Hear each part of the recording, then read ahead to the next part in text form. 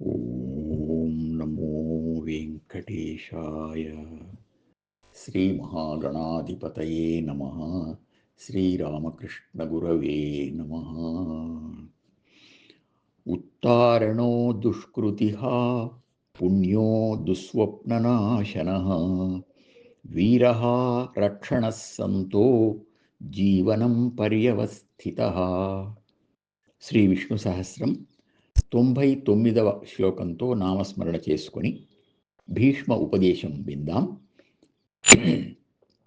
ఇంద్రమతంగ సంవాదం విన్న తరువాత ధర్మరాజు, పితామహ, తపస్సు ధర్మసారం అని చెబుతూ ఉంటారు.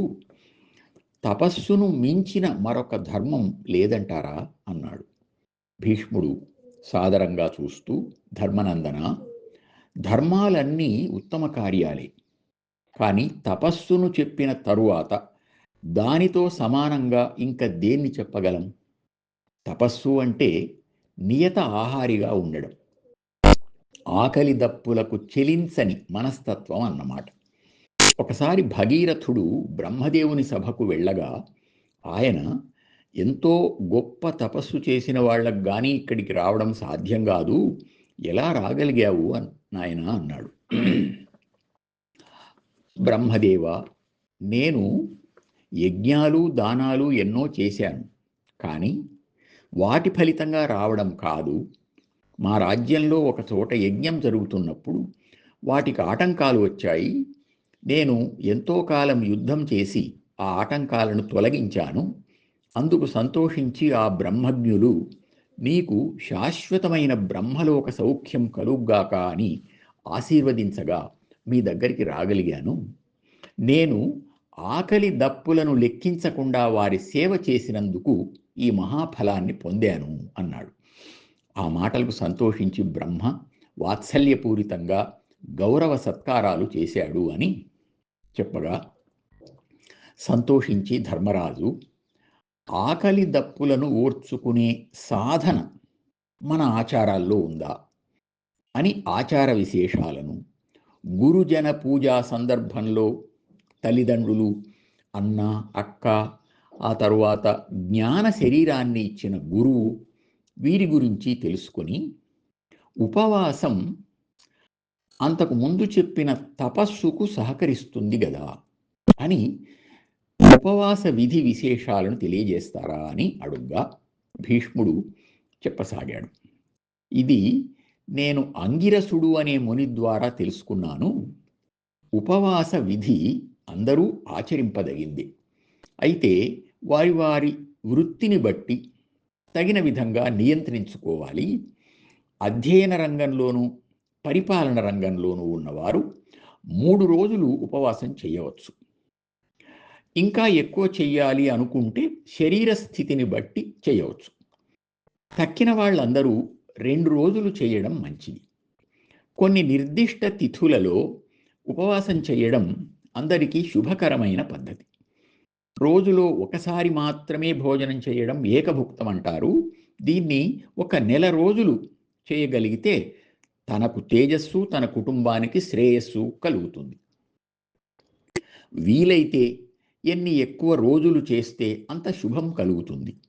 పక్ష ఉపవాసం అంటే 15 రోజులు ఉపవసిస్తే పుణ్యలోక సౌఖ్యం, మాస ఉపవాసం అంటే నెల రోజులు చేయగలిగితే బ్రహ్మలోక సౌఖ్యం కలుగుతాయి.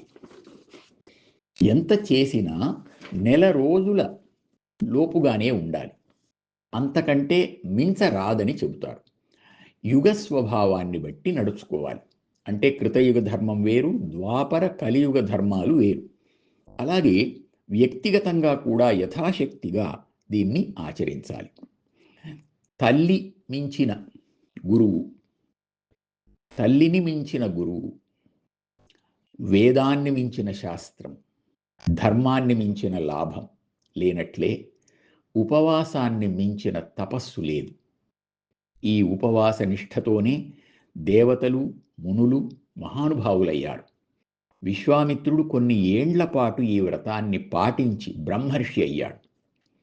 శరీరాన్ని, మనస్సును రెండింటినీ శుద్ధి చేసే ఈ వ్రతం ఇహపర సుఖాలను కూడా ప్రసాదిస్తుంది. అయితే ఇక్కడ ఒక ముఖ్యమైన అంశాన్ని గుర్తుంచుకోవాలి. దీనికి కొన్ని పద్ధతులు ఉంటాయి. అంగిరసుడు అనే ముని దీనికి మార్గదర్శకుడు.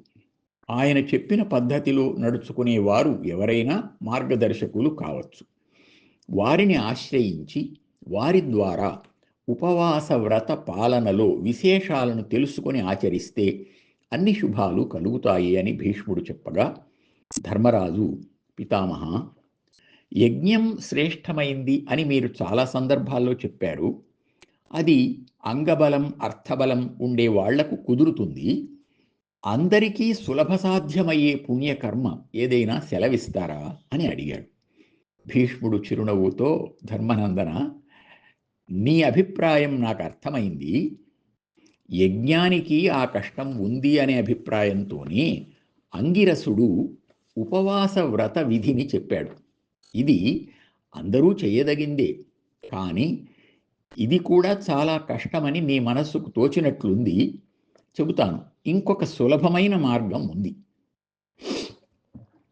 పగలును రేయుగుడ్చి జలపానములోనుగ తుష్టిగను నరించి మర్త్యుడు ఒకటిన్ నడుమన్ మరి ఎప్పుడు అంటక ఏమి గతిని పాపమున్ పొరయమిన్ తలకొల్పుచు హోమకార్యమున్ తగుమై చేయుచున్నా విను తంగెటిదున్నగు ఊర్ధ్వలోకముల్.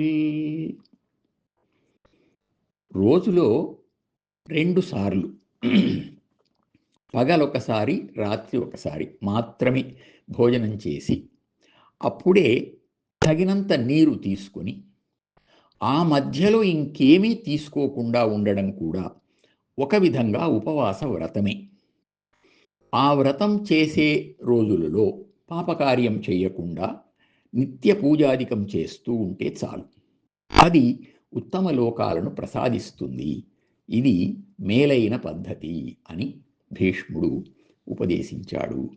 ఓం నమో వెంకటేశాయ.